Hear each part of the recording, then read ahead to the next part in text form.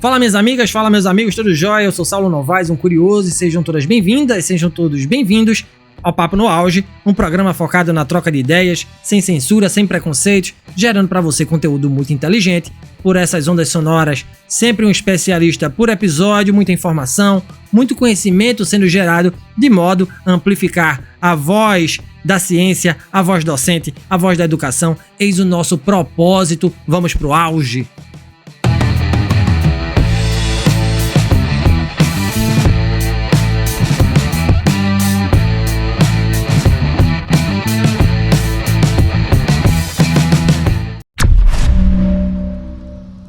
No cenário atual, a preocupação com a preservação do meio ambiente é uma pauta urgente e crucial.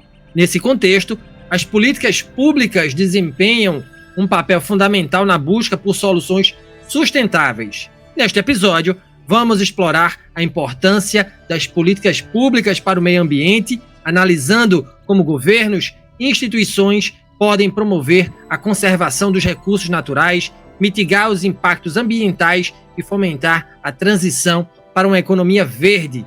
Prepare-se para uma discussão esclarecedora sobre a interseção entre política e meio ambiente e descubra como as decisões políticas podem moldar o futuro do nosso planeta. Para tanto, convidamos a este Papo no Auge o vereador Luiz Vieira, do PDT de Vinhedo, São Paulo. O vereador Luiz é um lutador pelas causas ambientais, é bacharel em políticas públicas pela USP, mestre em sustentabilidade pela PUC de Campinas e doutorando em ambiente e sociedade pela Unicamp.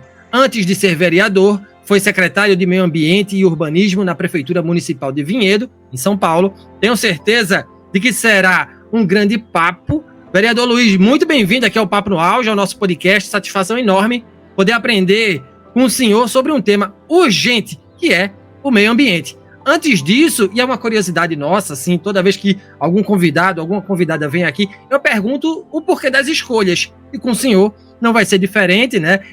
Me permita entender como começa a trajetória acadêmica e política do vereador Luiz Vieira. Por que entrar na política? Por que o senhor enveredou pela defesa das causas ambientais? Bem-vindo ao Papo no Auge. Muito obrigado, Saulo. Meu cumprimento e minha saudação a você, aos nossos queridos amigos que nos acompanham aqui no Papo no Auge, seja pelo rádio, seja pelo podcast. Estou muito feliz, muito honrado por estar aqui com vocês e fazendo aqui essa troca, esse compartilhamento. Com certeza sairemos daqui melhores. E, Saulo, a sua pergunta inicial é fantástica, porque eu vejo política como vocação, como sacerdócio, como missão, é uma entrega. E a política, ela entrou na minha vida quando eu estava ainda lá de uma fase embrionária no sentido de estudos, estava ali me aprofundando, buscando conhecimento, isso no ensino médio. Então, eu tive participação no Grêmio Estudantil, tive participação em movimento secundarista, e tudo isso me condicionou a estar em uma posição crítica em relação ao cenário político daquela época. E eu vivi 2013, aquele período um pouco mais conturbado, um período de protestos, um período em que nós vimos também de forma muito agressiva as coisas acontecendo, seja dentro, seja fora da política, tanto no sentido de escândalos, como também de reações vindas da sociedade, e aquilo me acendeu uma luz de alerta e, ao mesmo tempo, me colocou uma questão, me colocou uma pergunta muito clara. Como que funciona tudo isso? Da onde que vem o orçamento? Da onde que vem o planejamento? Por que que um ator político decide fazer algo e não decide fazer outra coisa?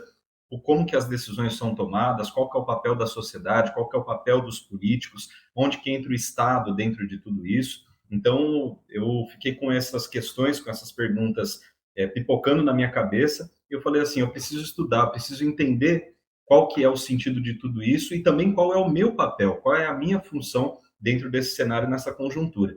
Então, eu comecei a me aprofundar, né, como eu disse, comecei a estudar e buscando esse conhecimento também.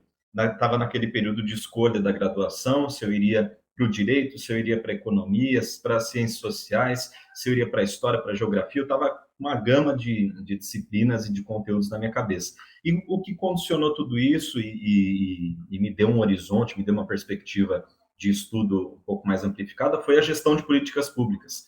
Então, aí que eu ingressei no curso de gestão de políticas públicas da USP, lá na USP Leste, E também ali me abriu uma série de portas, me abriu uma série de oportunidades para que eu pudesse, aí sim, compreendendo qual o papel do Estado, qual é o meu papel diante de tudo isso, buscar na política, e aí não é a politicagem, mas a política com P maiúsculo, que é aquela que eu sempre digo, buscar na política com P maiúsculo uma alternativa, uma solução para os problemas vividos pela sociedade. Então, é daí que vem esse entendimento, essa concepção de que a política é uma vocação.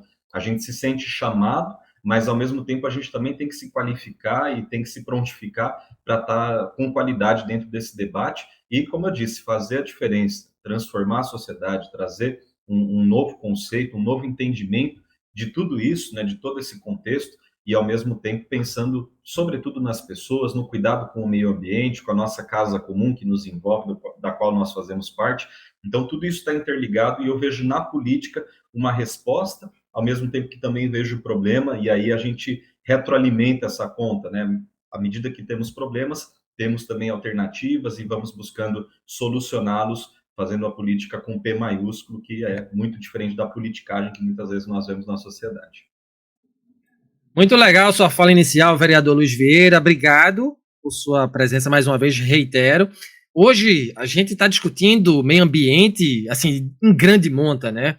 E aí a minha pergunta, a próxima pergunta ao senhor é justamente por que os países estão voltados para esse tema, para esse grande macro discurso, e qual é o estágio em que o Brasil está quando o assunto é a defesa das pautas ambientais?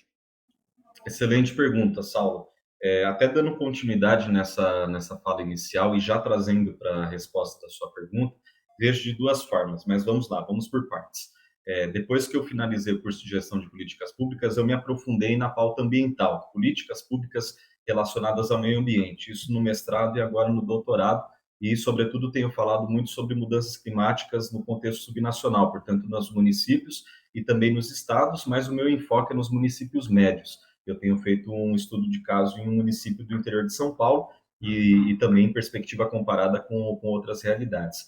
Mas por que eu digo isso? Eu comecei a sentir essa vontade e essa necessidade, aí eu explico por que é uma necessidade de estudar meio ambiente, porque nós estamos hoje em um momento crucial, em um momento fundamental em relação à tomada de decisões para conter a crise climática, a emergência climática que nós já estamos vivendo e da qual também nós já estamos sentindo as consequências. Então, hoje, a grande pauta, o grande desafio do século XXI e, sobretudo, dessa década que nós estamos vivendo, é oferecer uma resposta objetiva e, acima de tudo, efetiva em relação ao meio ambiente. E essa resposta ela vem no sentido de questionar o modelo econômico e social que está vigente e apresentar, como nós estamos falando sobre política, sobre politicagem, que isso já é uma coisa do passado, a gente tem que olhar para frente, construir alternativas. E em relação à pauta ambiental, também é necessária uma mudança paradigmática para que a gente apresente, então, uma alternativa ao modelo, como eu disse, econômico e social vigente, mas que nos conduza a trazer o meio ambiente para a discussão central. Então, o meio ambiente não é mais uma questão que fica à parte, seja nas empresas, seja nos países, seja nos municípios, nos estados, nas organizações, nas universidades, enfim, na igreja, nas igrejas, em todas as instâncias da sociedade. Não é mais uma discussão que fica à parte, mas tem que ser a discussão central e fundamental. Por quê? Aí que vem a nossa tese. O meio ambiente, ele é a base de tudo. E na pandemia nós vimos que, por conta da proliferação do vírus, nós tivemos danos econômicos, nós tivemos danos sociais, perdas de vidas humanas, uma catástrofe global. Só que os especialistas já dizem que a pandemia, se comparada com as consequências da mudança climática e da emergência climática que nós estamos vivendo, que tem vários desdobramentos, ela vai ser como se fosse cócegas, como se fossem cócegas. Então, nós já sabemos que esses impactos vão acontecer, alguns deles já estão acontecendo, mas eles tendem a aumentar ainda mais. Isso em todas as partes do planeta, com uma vulnerabilidade maior para as pessoas que hoje já estão à margem da sociedade.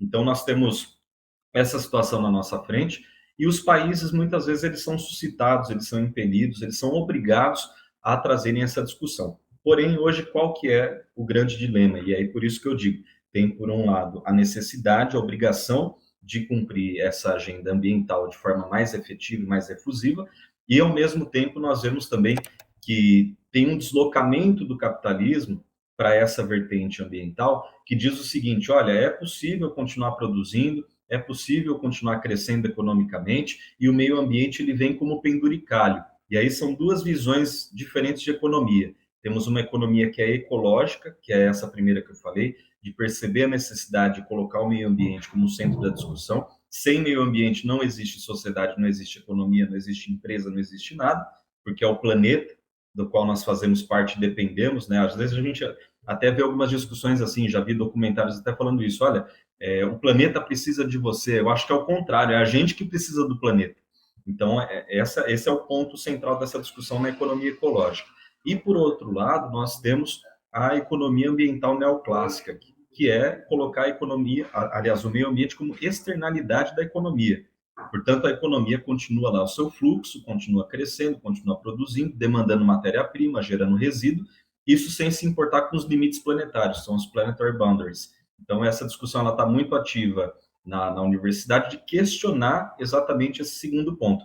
Só que também, trazendo da perspectiva política, aí a gente encontra muito fortemente ainda esse discurso de que o meio ambiente pode ficar para depois, só que todas as evidências científicas, e aí a gente traz aqui para o intuito, para o escopo do canal, que é trazer a ciência, que é democratizar, popularizar a ciência, a gente já vê que hoje todas as evidências científicas vão para o outro lado, de dizer assim, olha, já chegamos no nosso limite, já estouramos o cheque especial, e agora o meio ambiente ele tem que ser a discussão central. Então, eu vejo dessas duas formas. Ao mesmo tempo, uma preocupação genuína, que é traduzida em algumas agendas de desenvolvimento da ONU, que é traduzida de algumas formas que podem ser replicadas tanto em nível estadual, nível municipal, nas empresas, nas organizações, mas, ao mesmo tempo, também um discurso ainda perigoso, que ainda é um mainstream na economia, que é o discurso da economia ambiental neoclássica, ou seja, economia externa, meio ambiente externalidade da economia.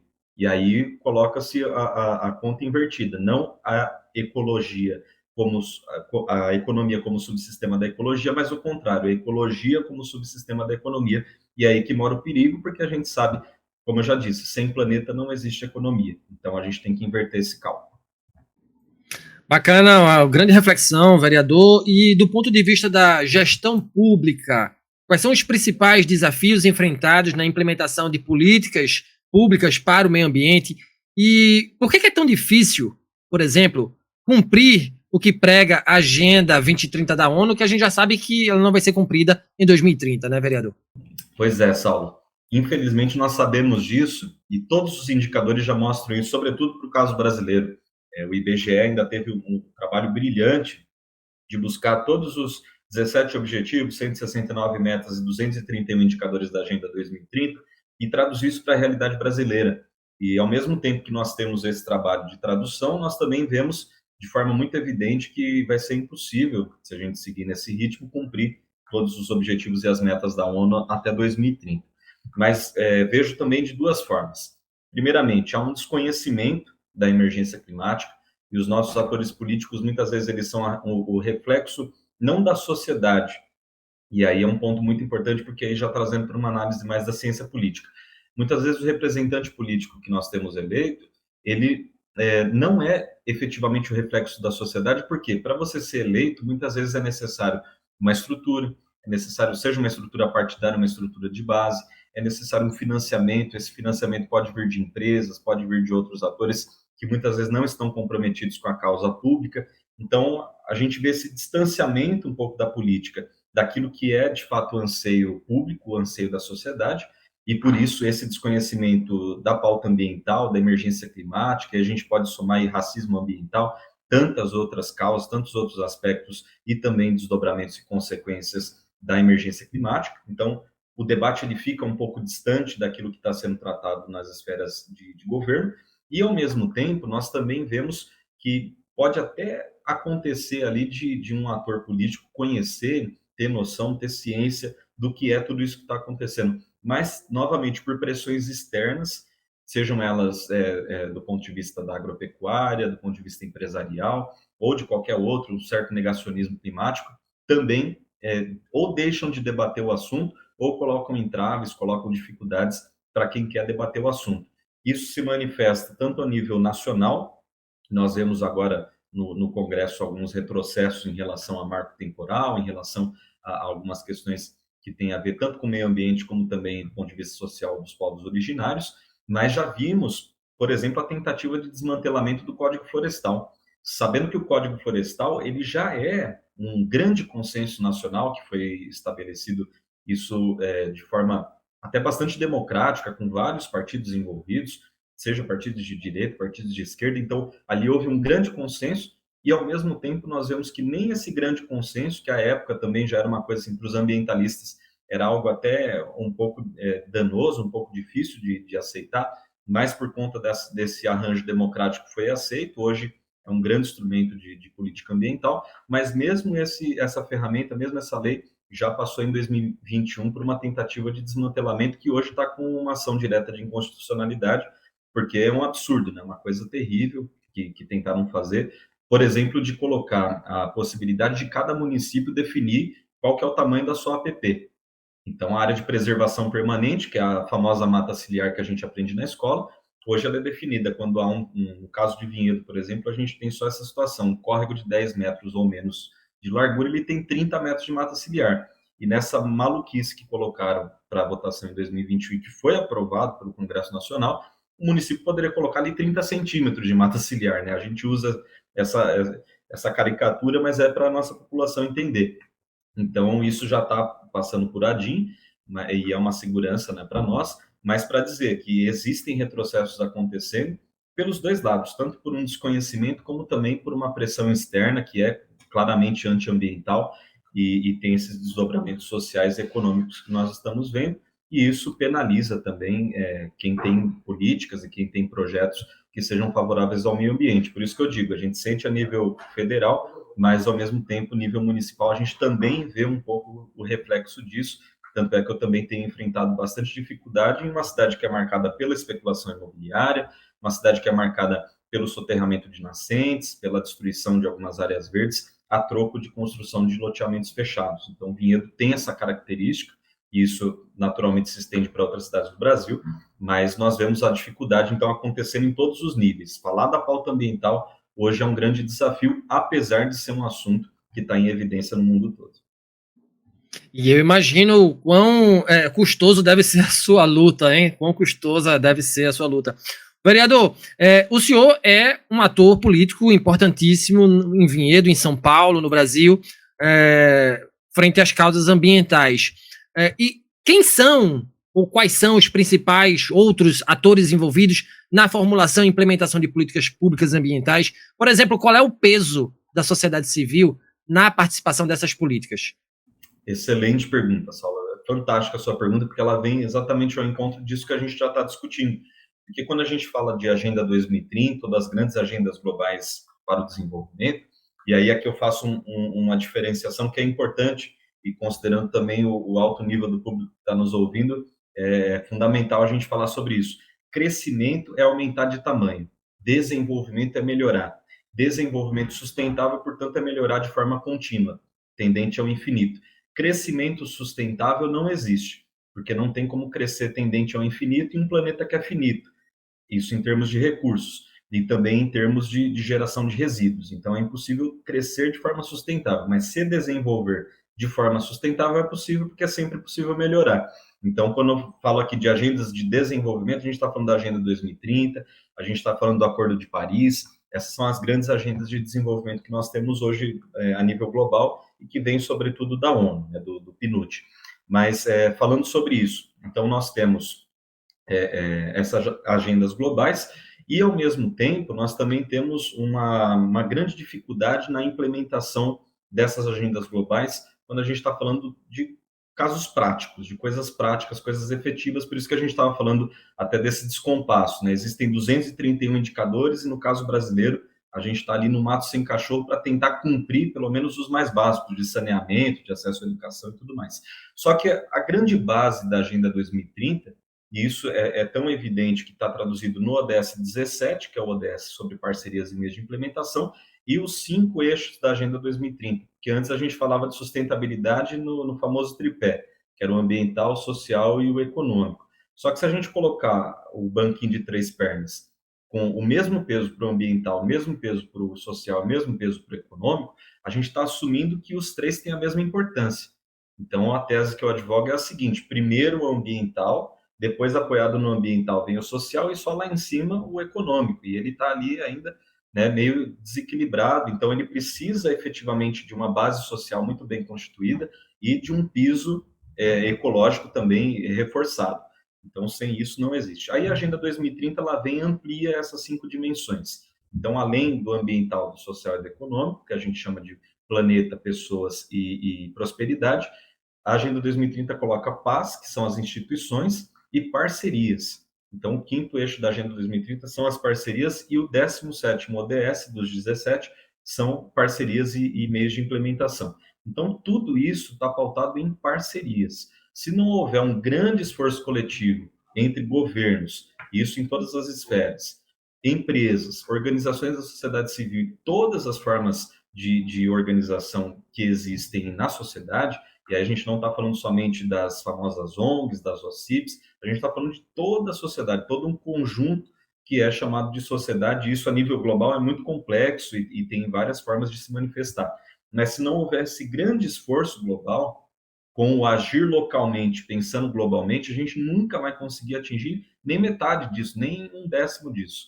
Então, hoje, o grande esforço, a grande dificuldade, o grande desafio, mas ao mesmo tempo, né, trazendo de uma outra perspectiva, vendo o copo meio cheio, a grande possibilidade de se realizar isso, a grande potencialidade implícita em tudo isso, e explícita também, está calcada nas parcerias.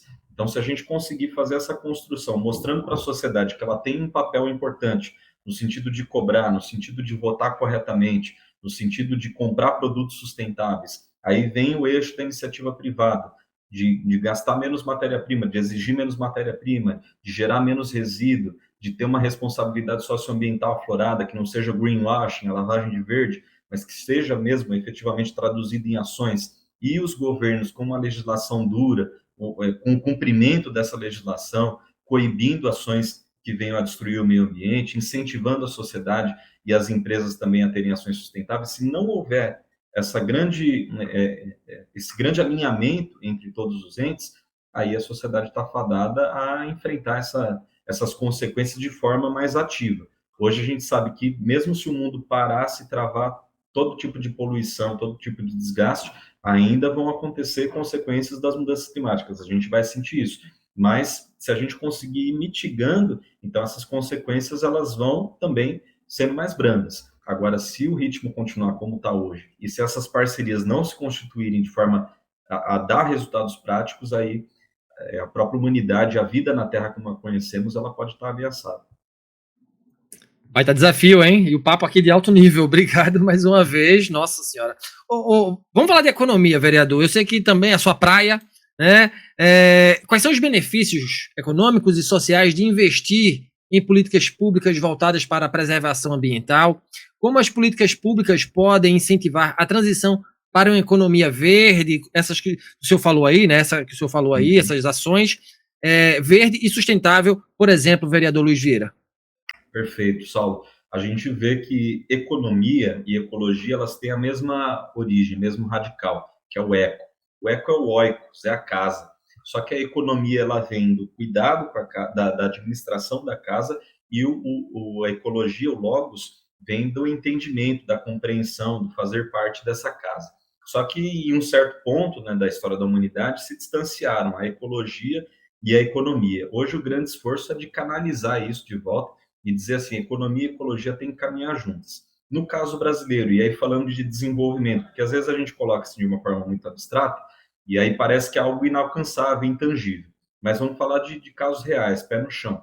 No caso do Brasil, nós temos a possibilidade, por exemplo, de um investimento muito grande e salutar em bioeconomia, ou seja, gerando emprego, trazendo tecnologia, trazendo inovação, trazendo as startups ao mesmo tempo em que a gente também não pode só ter essa visão que eu chamo de paulistocêntrica, né, que é aquela coisa de São Paulo, né, de trazer a startup, de trazer a tecnologia, mas sim, vamos trazer os povos ribeirinhos, vamos trazer as comunidades, todas as pessoas impactadas, sobretudo aquelas que estão à margem da sociedade, que muitas vezes são relegadas à margem da sociedade, para que elas façam parte de uma economia que tenha esse viés social, que tenha o entendimento de que a ecologia, o meio ambiente é a base de tudo isso, para construir aí sim essa bioeconomia brasileira, que tem um projeto nacional à sua frente, porque isso é algo estratégico para o país, mas que ao mesmo tempo compreenda qual que é a realidade, qual que é a situação que nós vivemos, para encontrar esse caminho, essa alternativa. Então, a gente fala muito das agendas globais de desenvolvimento, e eu gosto muito, particularmente, da Agenda 2030, do Acordo de Paris. Eu entendo que ali a gente tem um mapa, né, o que eles chamam de roadmap, ou blueprint, é uma planta para a gente conseguir alcançar esses objetivos. Só que, ao mesmo tempo, fica muito difícil, às vezes muito distante, você pegar uma solução que é colocada para o mundo todo e dizer assim, agora vamos cumprir isso aqui, custe o que custar. A gente também tem que ter esse exercício de adaptação, de compreensão da realidade, de realização de diagnóstico, para que aí sim a gente consiga oferecer uma solução que faça sentido para as pessoas. Então, no caso brasileiro, eu acho que é o país que tem o maior potencial do mundo para se investir em uma bioeconomia, para ter uma economia ecológica, essencialmente brasileira, essencialmente nacional, e que não seja uma reprodução, uma réplica barata, antiquada daquilo que já foi feito na Europa, nos Estados Unidos, na Austrália, nos países do norte global. Então, a gente tem essa possibilidade, não só falando do Brasil, mas de uma economia latino-americana biológica, que tenha essa compreensão, que traga também um pouco da cosmovisão dos povos originários, que entenda essa relação entre seres humanos e ambiente, não necessariamente do ponto de vista religioso, cultural, porque aí também seria uma apropriação, mas de compreender qual que é a inter-relação, qual que é a interdependência entre todos os seres que compõem a casa comum. Ô, vereador, e pensando em exemplos, né, em práticas exitosas de políticas públicas voltadas ao meio ambiente, dá para trazer algum exemplo de política exitosa aqui para o Brasil, de algum país, vereador? Olha, nós vemos exemplos muito interessantes, isso em vários países do mundo, de reflorestamento, de recuperação ecológica de rios, de córregos. Então, existem soluções que já deram certo. Então, hoje a gente já chegou num período, 2023, que não é mais tentar fazer o certo, não é mais buscar alguma coisa que ainda não aconteceu, não é reinventar a roda, mas é buscar algumas soluções que já estão sendo implementadas e adaptar para a nossa realidade.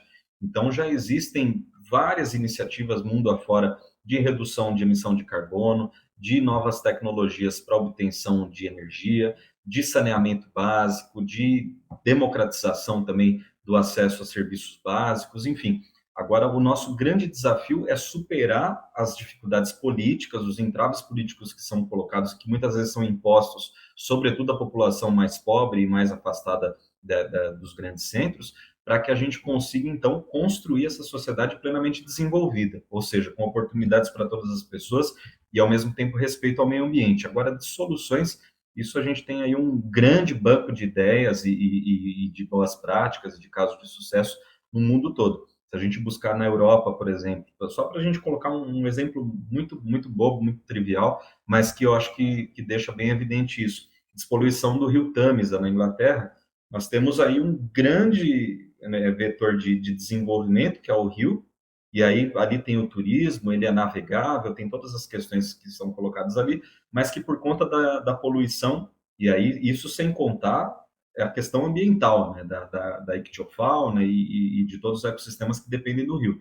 Mas nós temos ali uma situação de grande poluição que vem desde da Revolução Industrial, e ao mesmo tempo nós temos uma ação de despoluição e de voltar a tornar esse rio um ecossistema aquático, um ecossistema vivo, que tenha vida, que tenha condições de manter a vida, e que ao mesmo tempo tenha também a serventia para os seres humanos no sentido de navegabilidade, de turismo, tantas outras questões. A gente chega no Brasil, aí temos o caso de São Paulo, por exemplo, os três rios. Temos o Tamanduateí, Tietê e o Pinheiros. E aí a gente vê qual que é o grande projeto de despoluição. Primeiramente, o Pinheiros. E aí a gente liga com a questão social, com a questão da especulação imobiliária. Também a região mais rica de São Paulo, está do lado da TV Globo, do Morumbi, né, da Universidade de São Paulo mesmo. Então a gente vê que, às vezes, a solução ela existe, ela é até apropriada, mas aí na hora de implementar, vemos um recorte, um distanciamento que é muito próprio da desigualdade no Brasil. Então, como eu já disse, soluções existem, agora na hora de implementar, de traduzir isso para a nossa realidade, é que tem que vir um bom senso e cumprimento da legislação, naturalmente, e a participação democrática para que isso aconteça de fato e seja benéfico para as pessoas e, ao mesmo tempo, para o meio ambiente. E como ambos estão interconectados, sendo bom para um, também vai ser bom para o outro. Muito legal sua resposta. E do ponto de vista do monitoramento, né, e da avaliação contínua de políticas públicas ambientais, quais são as estratégias mais eficazes para garantir esse monitoramento? Quais os instrumentos legais garantidores da proteção do meio ambiente por meio de políticas públicas? Excelente pergunta, Saulo. Olha, temos o Código Florestal, temos uma legislação ambiental no Brasil que é bastante robusta, bastante eficiente, que precisa naturalmente se aprofundar, ficar cada vez mais complexa, até para responder aos desafios que nós estamos vivendo agora nessa década, mas ao mesmo tempo nós temos também um conjunto de indicadores e de balizadores de políticas públicas que podem ser implementados, não somente as agendas globais pelo desenvolvimento, mas também essa, como eu já disse, né, várias vezes, mas a tradução de tudo isso, que é realizada por institutos, que é realizada por ONGs, que é realizada por governos. No caso de São Paulo, nós tínhamos até uma estratégia que era um município verde-azul, que eu particularmente achava até um pouco assim, um pouco mais afrouxado, né? Tinha ali algumas questões que poderiam ser um pouco maquiadas, mas era uma forma de trazer essa discussão para os municípios. Então, ranquear todo mundo e dizer assim, olha, quais são as suas políticas em relação à reciclagem, em relação ao saneamento, em relação à educação ambiental, conselho de meio ambiente. Então, uma forma de você trazer para a realidade, é fazer o diagnóstico e falar assim, olha, a política ambiental pode caminhar nesse sentido. Então, cada local tem a sua estratégia, tem o seu entendimento do que seria isso. Agora, hoje, o que a gente precisa é realmente desse entendimento, dessa compreensão por parte de quem está à frente na política, por parte de quem tem também a capilaridade das empresas, quem tem a possibilidade de tomada de decisão das empresas, e ao mesmo tempo da própria sociedade no sentido de cobrar, de se informar, ou seja, de estar ali como um pivô, fazendo esse trabalho, essa articulação e exigindo que as políticas ambientais aconteçam. O Brasil, como eu disse, ele tem sim legislação, ele tem instrumentos, tem ferramentas, mas hoje a grande dificuldade é romper algumas barreiras e colocar o meio ambiente como estratégico, como centro, não somente por uma questão de estratégia do ponto de vista do desenvolvimento, mas como necessidade, porque também se for, só colocando também mais um exemplo, né? A gente fala muito aqui em Vinhedo sobre reflorestamento. Nós temos aqui políticas de reflorestamento, temos não digo nem políticas porque não estão vindo do poder público, mas uma movimentação, uma organização, um coletivo da sociedade civil que tem feito vários plantios na cidade, seja em escolas, seja na beira dos córregos. Isso é fantástico. E aí, às vezes, a gente ouve falar, olha, mas está acontecendo desmatamento na Amazônia, mas olha o que está acontecendo na Amazônia, a queimada, a expansão agropecuária. E aí uma pessoa pode dizer assim, olha, mas as duas coisas não estão interconectadas. E aí eu digo, muito pelo contrário. Por quê? Apesar de nós termos aqui o nosso trabalho de plantar a nossa plantinha, de abrir o berço, colocar ali a mudinha, isso é bom para quê? Para a produção de água no município, produção entre aspas, né? Porque a gente não está falando de porca de parafuso, né? É a água, é a geração desse recurso natural, que naturalmente cai do céu pela chuva, é guardado ali no lençol freático, depois brota nas nascentes e corre pelos córregos. Então a gente tem essa política local. Só que, ao mesmo tempo, se nós temos um desmatamento na Amazônia, uma destruição da floresta amazônica, tem também uma questão climática, que são os rios voadores. Então, toda a umidade que cai em São Paulo sob a forma de chuva, ou grande parte da umidade que cai em São Paulo sob a forma de chuva, ela vem da Amazônia. Isso por correntes atmosféricas. Então, nós estamos falando aqui tanto de políticas locais que precisam acontecer, como também da gente pensar que meio ambiente é um sistema fechado, é a terra. Então, tudo está conectado, e se tem um problema lá na Amazônia, apesar de parecer distante de nós, tem um impacto grotesco aqui, porque se parar de chover, eu posso plantar a minha plantinha aqui e fazer toda a forma de recuperação ambiental, mas não vai ter a chuva caindo para fazer aquela nascente brotar. Então, olha como é uma coisa complexa, né? E a política local ela tem que dialogar com a política nacional e com aquilo que está acontecendo no globo. Então, eu sempre coloco esse exemplo. E isso falando no caso de São Paulo, né? Para o nosso ouvinte que tiver aí em todas as partes do Brasil, com certeza tem outras particularidades. A gente tem, com as mudanças climáticas, o agravamento da seca no sertão, a gente tem agora o El Niño chegando, então vai chover torrencialmente no sul do Brasil, então para quem está aí Santa Catarina, Rio Grande do Sul, a gente já viu as consequências do ciclone, agora vem um El Niño. Para quem está em São Paulo, Centro-Sul, uma seca, calor. Então, a gente vê as nuances acontecendo e elas vão se amplificar por conta da mudança climática. Então, tudo isso está conectado e hoje o grande esforço é essa compreensão e colocar a discussão do meio ambiente como central para que a gente tenha alternativas. E é por isso que a gente está fazendo esse debate aqui no Papo no Auge, é por isso, é importantíssimo. Vereador, como última pergunta, e aí uma pergunta que eu gosto muito dela, porque aí, né, vale colocar como um analista, obviamente, como o senhor é, né, como um ator político importante. Como é que o senhor enxerga a política ambiental brasileira nesses últimos 30 anos? Dá para projetar alguma coisa positiva na proteção de nossos ecossistemas ambientais? Quem é o grande vilão do meio ambiente no Brasil, vereador Luiz Vieira? Olha, essa é uma ótima pergunta, Saulo, e aí faz os neurônios aqui fazerem as sinapses. Mas olha, nesses últimos 30 anos nós vimos tanto retrocessos como também avanços. Hoje falando do ponto de vista global, né? Falando do ponto de vista nacional, o papel do Brasil no globo e ao mesmo tempo as nossas políticas internas enquanto país. A gente vê que hoje o Brasil ele tem essa grande potencialidade em relação à geração de energia limpa, em relação a novas tecnologias, a própria biotecnologia, a construção daquilo que a gente chama de uma bioeconomia. Essa é uma grande potencialidade. Nós vemos alguns avanços nesse sentido, tanto de projeção do país enquanto esse ator global de bioeconomia, como também em relação a políticas internas, e o grande exemplo disso pode ser até o próprio Código Florestal, que, como eu disse, houve uma tentativa de afrouxamento, isso está passando por ADIM, mas o Código Florestal continua valendo. Então, nós temos esses instrumentos, nós temos essas ferramentas à disposição. Ao mesmo tempo, por outro lado, existe uma grande pressão internacional em relação, por exemplo, à produção de carne, à produção de soja, à produção de alimentos, e isso aí, de certa forma, até conflita com o meio ambiente. Existe um agronegócio que é sustentável, que é saudável, que é responsável, e ao mesmo tempo também a gente sabe que existe uma grande pressão em relação à poluição atmosférica, em relação ao desmatamento, em relação à expansão de áreas de agricultura, de pecuária, em cima de florestas nativas. Então, são pesos que vão tentando se equilibrar nesse jogo, e a gente sabe que tem a questão econômica, a gente também não pode sair desse jogo, tirar o time de campo e dizer assim, olha, agora o Brasil não vai mais fazer isso, porque tem uma questão econômica muito forte que depende desse tipo de projeção do país em relação à comercialização de alimentos, mas ao mesmo tempo a gente também tem que fazer essa transição, porque hoje a conta do Brasil, e aí falando mais da perspectiva econômica clássica do que efetivamente do meio ambiente, mas hoje a perspectiva do Brasil é essa, a gente está vendendo a soja, a laranja, o gado, e a gente está comprando o carro, está comprando o celular, está comprando o notebook, está comprando um material que já passou ali por um tratamento que tem um capital intelectual também implícito naquilo. Então a conta não fecha. A gente está ainda com recurso primário e buscando dos outros países algo que já está muito mais lapidado.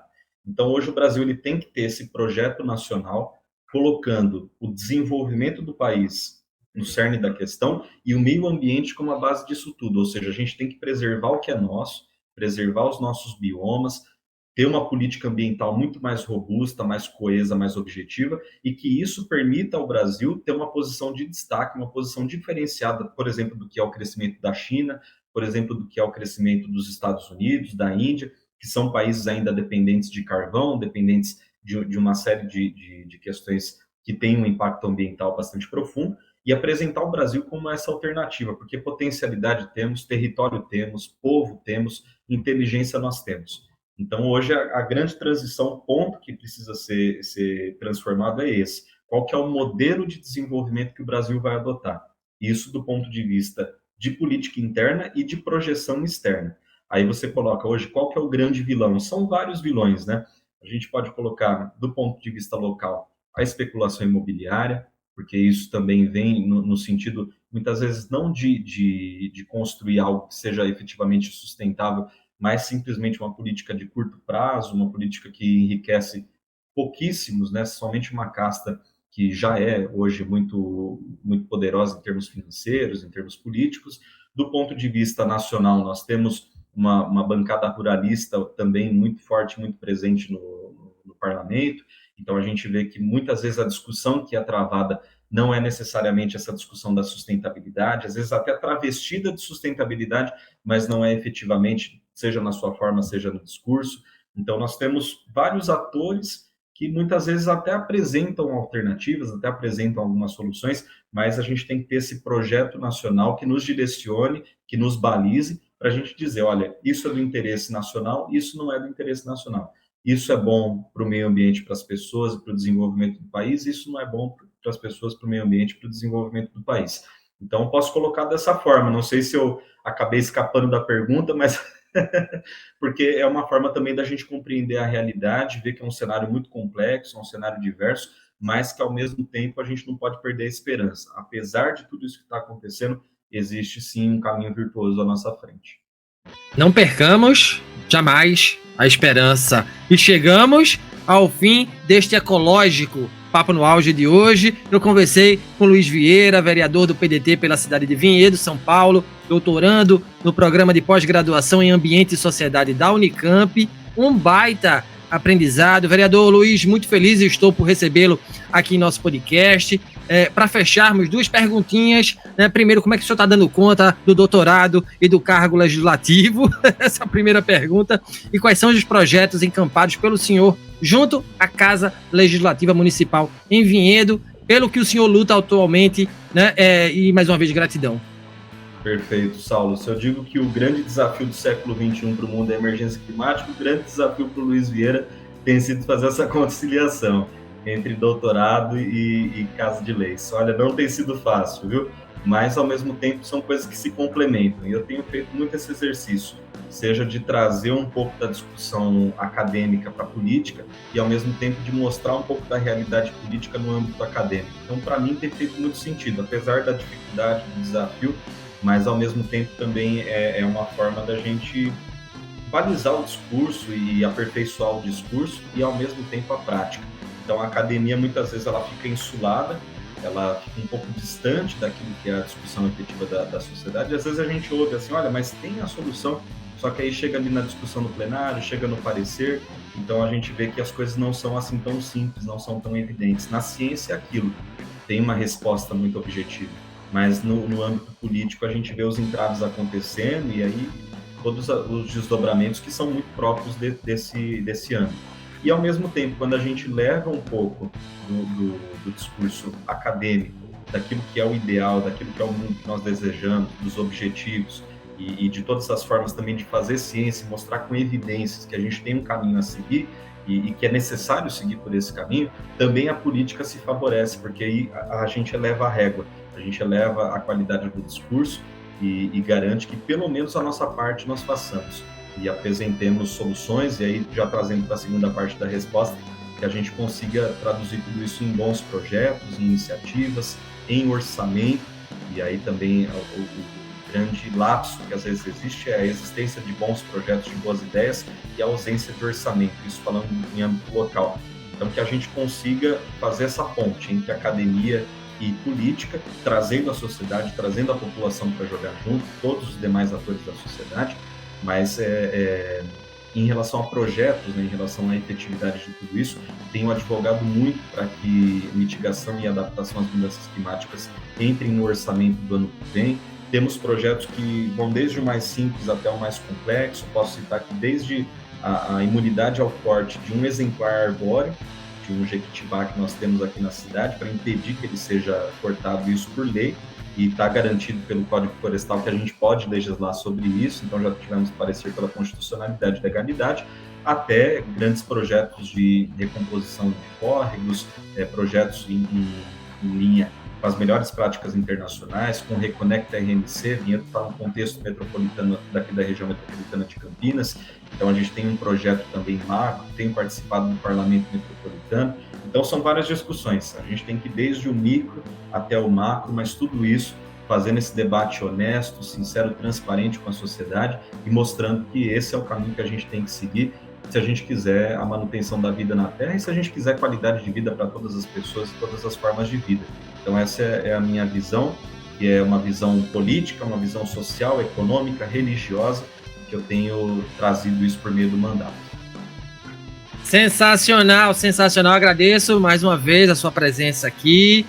Segundo o nosso amigo em comum, Yuri, estou diante do futuro prefeito de Vinhedo, então... Estamos trabalhando para isso. Obrigado pela confiança. Eu desejo muito sucesso, tanto no doutorado na Unicamp, quanto na sua jornada política, que eu sei que é de grande valia, de grande monta, e que, como o senhor bem falou, é um sacerdócio, né? Então o senhor cumpra-o com maestria e com fidelidade. Obrigado, viu? Eu que agradeço, Saulo. Eu estou à disposição também pelos contatos nas redes sociais, sempre Por favor. Luiz Vieira Vinhedo, no Instagram, no Facebook, Luiz Vieira Vinhedo, Luiz com Z, e também no site www.luizvieravinhedo.com.br. Contem comigo, estou à disposição, gabinete de portas abertas, e mais uma vez parabéns pelo seu trabalho. Continue sempre assim, trazendo esse conhecimento, democratizando a ciência e mostrando para as pessoas que é possível sim avançar, trazer desenvolvimento e construir o país que nós queremos por meio das nossas ações. Parabéns. Valeu, obrigado, de verdade, obrigado.